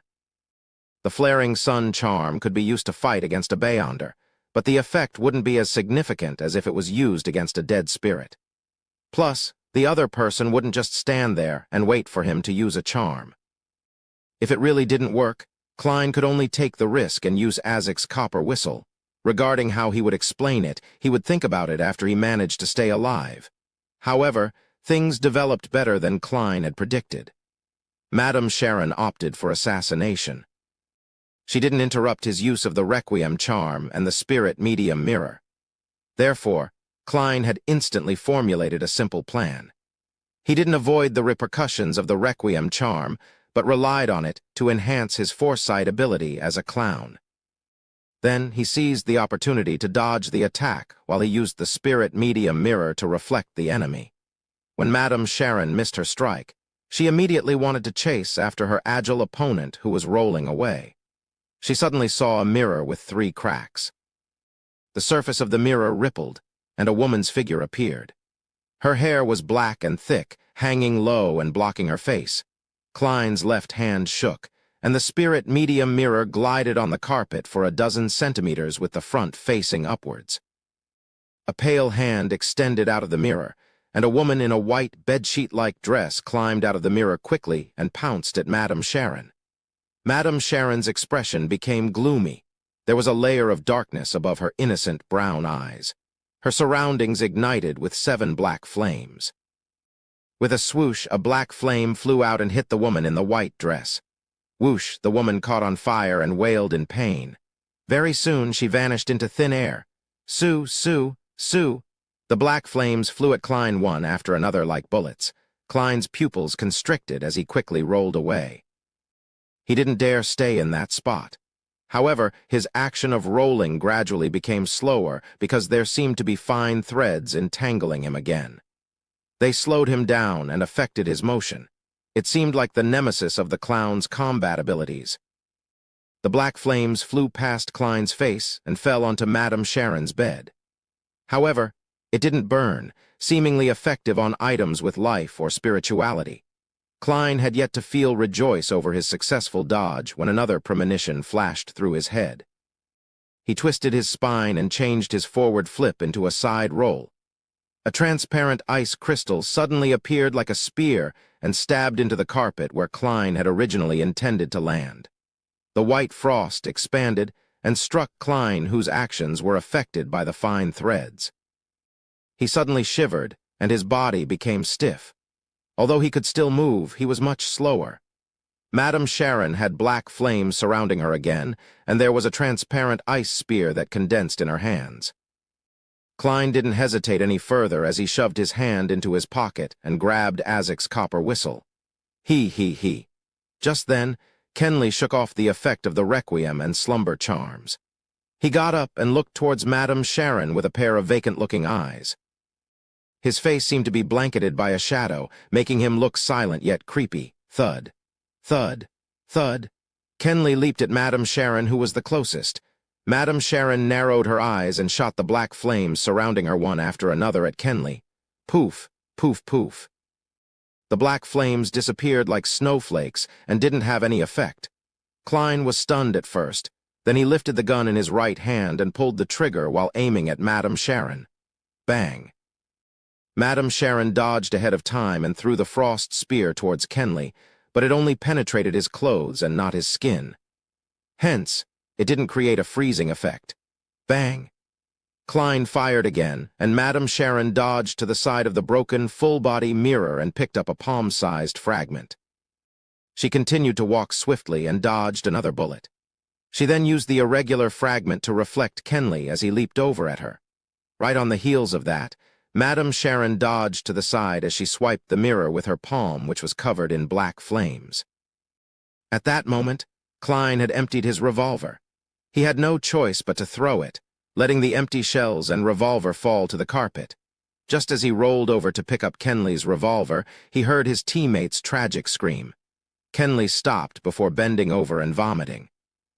It was bile at first, then a red heart, followed by his lungs and stomach that were burning with black flames. Chapter 199. Successful Toss of the Die. The beating heart, the yellowish-green liquid, the silently burning black flames, and the falling figure entered Klein's field of vision and etched themselves deeply into Klein's mind. The most dangerous mission he had encountered up to this date had been when he was dealing with Ray Bieber, who was in the midst of digesting. Even such a terrifying and dangerous monster had only resulted in severe injuries to the Beyonders on the mission. No one had to sacrifice their lives. The deaths of the Beyonders Klein had witnessed, including old Niels, were all due to them losing control. The murderer might be strange and indescribable or related to evil gods, but they had nothing to do with the missions they undertook. Now he was looking at one of his partners being killed in action. The death was purely due to one mistake. Nighthawks were fighting against madness, but so were they also fighting against danger. There might never be an opportunity to make up for that one mistake. Klein's thoughts erupted with a boom. Apparently having taken a huge blow, he knelt down and lifted his right hand, firing successive shots at Madame Sharon. The silver demon hunting bullets pierced through the invisible threads and shot towards her head and transparent sleeping gown. Suddenly, Madame Sharon appeared to be yanked in another direction by something, allowing her to successfully avoid Klein's manic shooting. Klein only managed to collect himself and regain the ability of rational thought when he finished firing the 5 bullets in his revolver, and the sound of the hammer striking an empty chamber entered his ears. His heart tightened. Without any time to reload, he tossed the revolver to the side and took out a stack of tarot cards. Madame Sharon's body moved to the side and saw a card fly past her, piercing deeply into the surface of the makeup table. She smiled, her beautiful brown eyes once again taking on a black luster. At that moment, her waterfall-like brown hair suddenly flailed into the air like it was lifted by an invisible force. Madame Sharon froze. She wanted to dodge, but she was too slow. Klein had tossed out a magician card, successfully pinning her hair to the wall. Madame Sharon forcefully tore away her hair and rolled forward, her body quickly vanishing from Klein's line of sight. She's turned invisible again. Klein had a tarot card between his fingers as he slowly turned around while being alert of his surroundings. Suddenly, he realized why Madame Sharon had to give up her attack and why she had slowed down. If the situation had developed normally, Klein would have had no choice but to use Azek's copper whistle to deal with this terrifying demoness. Yes, the captain must be around here somewhere. He felt a little excited. He looked around, his gaze instinctively falling on the window. At the same time, he made a judgment in his heart. Madame Sharon wants to flee. She knows that we still have a partner with the ability to drag her into a dream, but she is unsure if there would be other reinforcements from the Night Hawks, mandated Punishers, or machinery hivemind. Even though she's powerful, there's no way that she can wipe out a team of Beyonders on her own. With that thought, Klein flicked his wrist, tossing the tarot card towards the window. Whoosh, whoosh, whoosh. He threw out 5 cards in succession, 3 sealing the window and the other 2 towards the door. Crack, thud, thud. Amidst the sound of shattering glass, 2 tarot cards dug into the ajar bedroom door, one after the other. As he expected, Klein heard the sound of dodging. He once again tossed cards out, making use of his clown's intuition to pinpoint where he should be aiming. The cards pierced through the air and rapidly advanced before drilling themselves into the sturdy wall. However, a figure was quickly outlined in the air. It was none other than the brown-haired Madame Sharon, who was in a translucent sleeping gown. The moment Madame Sharon was exposed, her eyes lost their focus, as though she was falling asleep standing. "Captain?" Klein scanned his surroundings but was in no hurry to throw his cards. This was because he knew that Madame Sharon would quickly break out of the dream.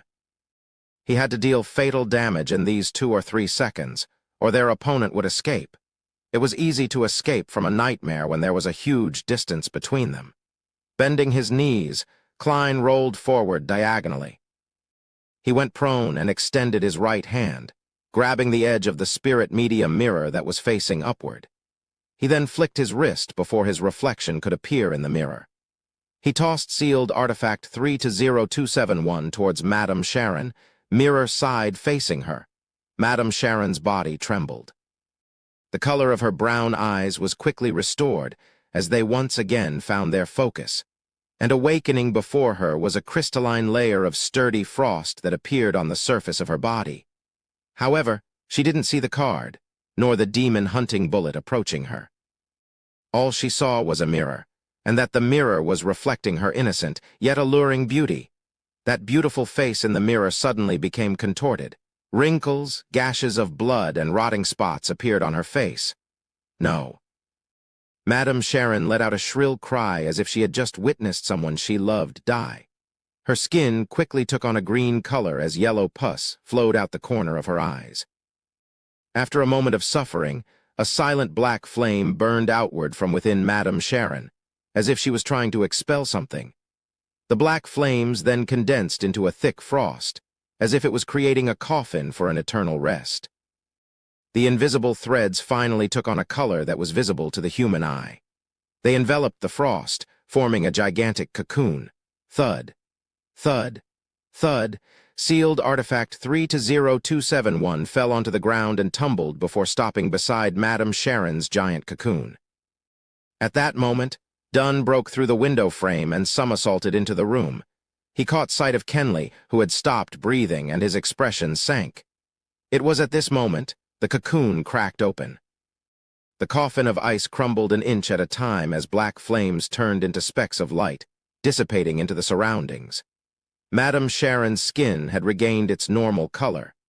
Her eyes showed fatigue, but she seemed normal. Her eyes reflected Klein, who was still sprawled on the ground. She also saw Dunn Smith, his finger pressed on his glabella with his eyes closed. A formless ripple spread outward from Dunn as Madame Sharon's eyelids drooped uncontrollably. Under Dunn's trench coat were writhing, snake-like objects. Klein knew that the captain couldn't restrain Madame Sharon for long, just like when they were previously fighting Monster Bieber. Klein rolled forward again, grabbed his revolver, the one he had previously tossed onto the carpet. He grabbed 3 demon-hunting bullets with his left hand, and familiarity stuffed them into the round chambers. Klein closed the cylinder and stood up, taking aim at Madame Sharon with both hands on the gun. He aimed at the center of her forehead. Bang. He controlled his body with the abilities of the clown and pulled the trigger. The silver demon hunting bullet pierced through the air, accurately hitting the fixed target. A bloody gash appeared between Madame Sharon's eyes, but the bullet seemed to tear through multiple layers of obstruction, causing it to lose the bulk of its power, rendering it unable to pierce through the target's skull. Klein fired another 2 shots without hesitation when he saw Madame Sharon suddenly open her eyes. Bang! Bang! A rain of blood splattered amidst white dots. The stunning beauty that was Madame Sharon had become a mutilated corpse that would incite nightmares in every man she had long run out of. Substitutes to use, few. Klein lowered his arms and panted heavily. Madame Sharon, with only half her head left, slumped onto the ground. She still had an exceptional figure, her skin still white and tender. Dunn straightened himself up and opened his eyes. He, too, lowered his hand from his glabella, his face a little pale. He wasn't injured, but he looked as though he had lost a lot of blood. If it wasn't for the fact that she wanted to kill a few people before she tried to escape, if it wasn't for sealed artifact 3-0271 reflecting herself by chance, we probably would have only been able to injure her. Dunn slowly walked forward to Klein's side, his voice unusually low. If it wasn't for how unique I was, I would have died along with Kenley in the first 10 seconds of the battle. Klein turned to look at Kenley, who was silently lying on the black ash. He exhaled. "Captain Kenley?" "I know," Dunn replied with a raspy voice. "I made a mistake. I was fooled by Madame Sharon. I didn't expect her to secretly escape from the dream."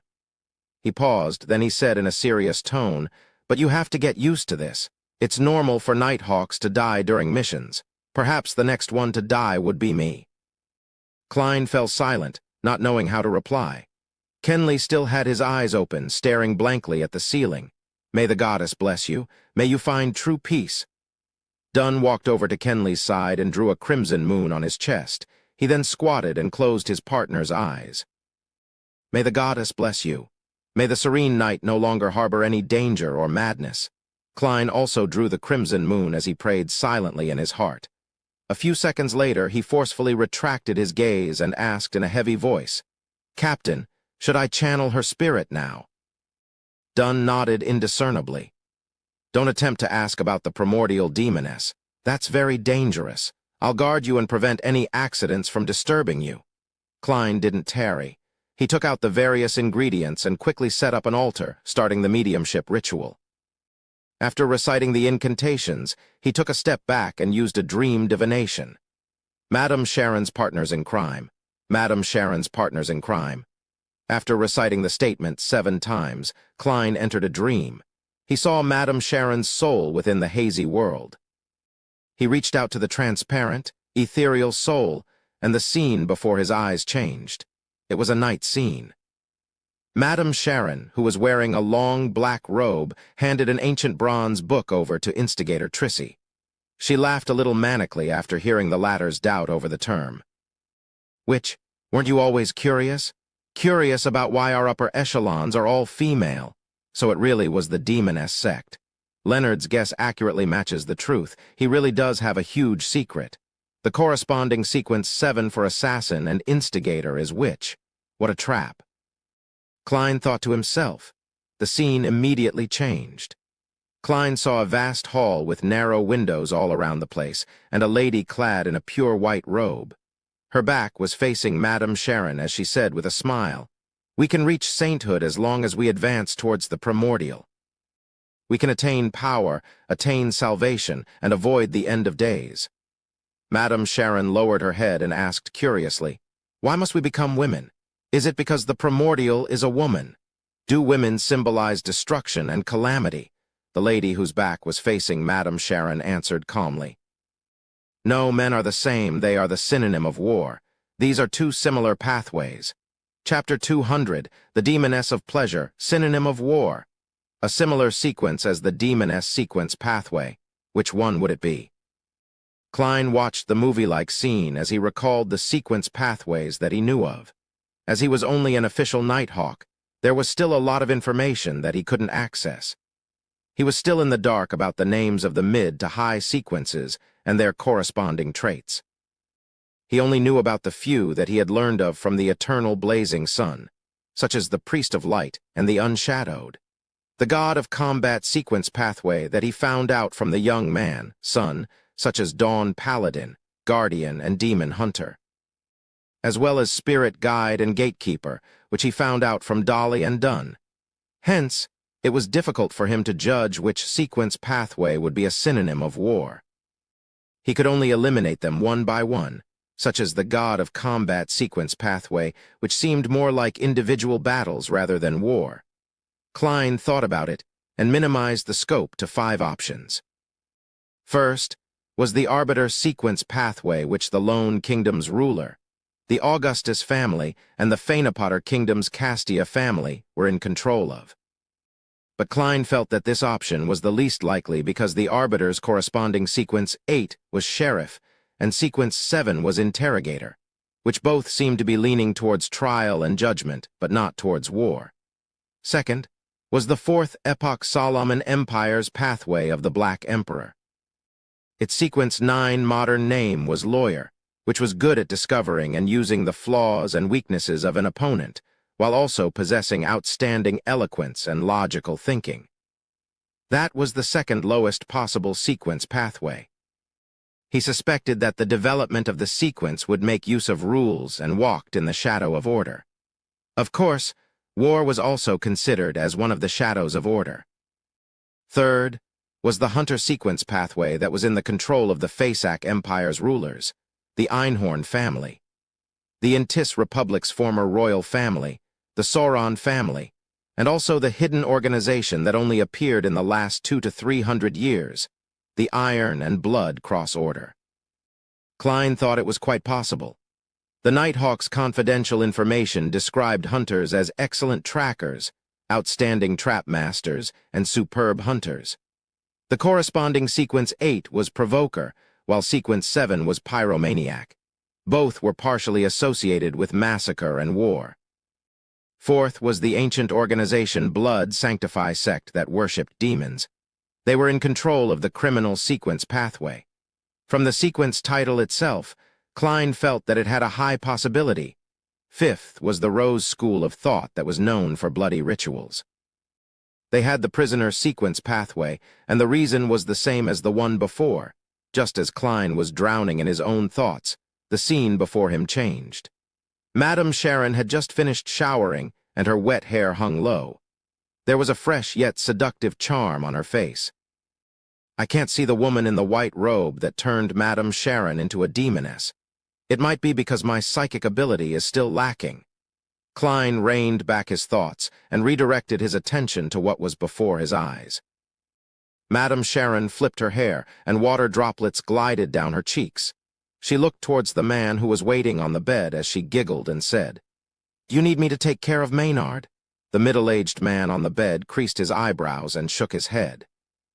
"Not unless you can guarantee that there won't be any traces left behind. But that's impossible. Besides, what means do you have?" Looking at the man before him, Klein was taken aback at first before suddenly feeling that it was within expectations. The middle-aged man's photo often appeared on the front page of the Tianjin City, Honest Paper, and other newspapers. He was the current mayor that was looking to be re-elected, a member of Conservative Party. Madame Sharon smiled but didn't delve deeper into the topic. Her robe was halfway up her legs, and she walked gracefully to the side of the bed. The scenery before him changed one after another, until Klein saw many members of parliament, businessmen, and civil servants who appeared on the newspaper occasionally. They would either discuss how to receive donations, bribe voters by going around the Campaign Act, or promise protection and solve problems. In the entire development, Madame Sharon acted as a broker. This is actually a documentary, right? Tour the upper circles of Tianjin with Madame Sharon. Well, but why are there so many bed scenes? Many nobles and members of parliament knew that Madame Sharon had many lovers, so why did they look like they couldn't resist the temptation? Was this an ability of Madame Sharon's sequence? Klein watched thoughtfully as he speculated. Through the divination earlier, he was certain that none of the guys in Tianjin's upper circles knew of Madame Sharon's true identity, nor did they collude with her to murder Maynard. In other words, Maynard's death was Madame Sharon's own decision. Why? She had no reason to take the risk. Of course, from Madame Sharon's perspective, she possessed the beyonder power to interfere in divination, and she could also create a sudden death from sexual pleasure and make the death appear natural and accidental. Killing Maynard wasn't something risky that would expose her identity, but she clearly lacks a motive. It doesn't match the risk involved. Could it be one of the requirements of her acting? But she could definitely find someone whose identity and status wasn't as sensitive. Then, the case wouldn't have fallen to the Nighthawks, mandated punishers, or the machinery hive mind. The most important point was that Madame Sharon should have been able to tell that Maynard's wife hated her and was extremely indignant. That made it highly likely that someone would be sent to investigate her, so why didn't she move those sensitive items like the white bone statue away? She could have buried it in the garden or something. Was she so confident in the security of her safe and its hidden compartment? Amidst his suspicion, Klein saw that Madame Sharon's spirit had yet to disperse. He seized the opportunity to do another dream divination. This time, his divination involved Madame Sharon's true motive for killing John Maynard. After he recited it in silence, Klein entered a dream once again and saw a new scene. Madame Sharon held a glass of red wine which resembled blood. In her loose sleeping gown, she was pacing back and forth in her room. Finally, she drank the rest of the wine in one gulp, as though she had decided on something. The scene dispersed quickly, leaving Klein even more confused since Maynard's death looked like Madame Sharon had volunteered to do it without anyone's instigation. That's weird. Klein muttered to himself and used another few divination statements. But the answers were no different, seeing that Madame Sharon was growing transparent and illusory, signifying that she was going to disappear soon. Klein thought and made final contact with the dead spirit. Sequence potion formula of the demoness pathway. Sequence potion formula of the demoness pathway. Klein recited the new divination statement. With the aid of cogitation, he got into his dream very quickly. At first, he didn't want to do the divination because he felt that the demoness pathway only spread disaster and created pain. Even if he obtained a corresponding potion formula, he was unwilling to sell it to anyone and indirectly become a murderer. Then, he recalled another matter from before. With his understanding of the spectator potion, he had been able to suspect and verify that Daxter Guderian was a member of the psychology alchemists. So, in order to better fight against the demonesses in the future, he'd to learn more of the traits of their sequence pathway. Yes, after Hood Eugen's death, Daxter Guderian has yet to contact me. I'm guessing the psychology alchemists sent some stronger members for an investigation, and he hasn't dared to make any moves. As Klein's thoughts flashed, he saw the dark hall again. He saw the woman in the holy white robe again. Madame Sharon hung her head low, and she could only see the other woman's legs, a pair of flawless legs. Soon, she heard a melodious voice. Pleasure, That is the name of the Sequence 6 potion, the goal that you are about to advance to. If you succeed, you'll be a demoness of pleasure. When pleasure is irresistible and impossible to break away from, it's a form of agony. This is also a maxim that you have to live by. As long as you complete your advancement, besides the enhancement of your various abilities as a witch, you'll also become more beautiful, making you better at seduction and providing unforgettable pleasure to the same or opposite sex during lovemaking. You'll be able to make strange threads like a spider and utilize them. Immediately following that, an ancient silver book appeared before Madame Sharon. After it was opened, there was the formula and ingredients placed separately. Main ingredients: a pair of succubus eyes, an adult black widow spider silk gland. Supplementary ingredients: 100 ml of purified water, 5 drops of black jimsonweed juice, the complete remnants of a succubus's hair, 10 grams of phanepotter fly powder, and 5 grams of real mummy ashes. The scene changed again. It was the same hall, the same long white robe, and the same woman with indistinguishable features. But now the difference was that Madame Sharon had returned to her original state. She was now the young man in the picture from before. A melodious female voice reverberated in his ears. "This is the name of the Sequence 7 potion. I'm sure you're surprised." "Yes, I still can't believe it's called witch," Madame Sharon said in a rather agitated manner. "Remember, if we want to get closer to the primordial, we have to be more and more like her. She's a woman, so we have to be women too," the melodious female voice replied. "Either you give up or you accept. After you become a witch, you'll become a true woman, and your appearance and charm will be enhanced substantially. You'll have the ability to turn invisible and use substitutes. You'll gain a rudimentary mastery of various dark magic.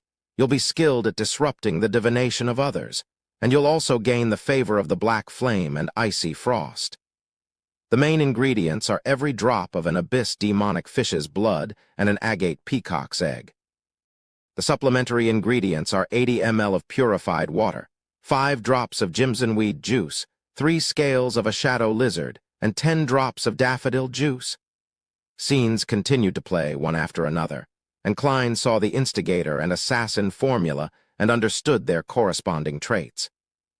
Just as he wanted to continue the divination, Madame Sharon's spirit dispersed completely. Klein stopped the ritual and returned to reality.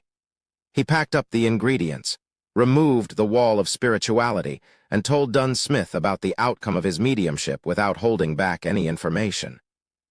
Then he expressed his suspicions on Madame Sharon's murder of Maynard. Pleasure doesn't require her to kill anyone of a higher rank or position in society.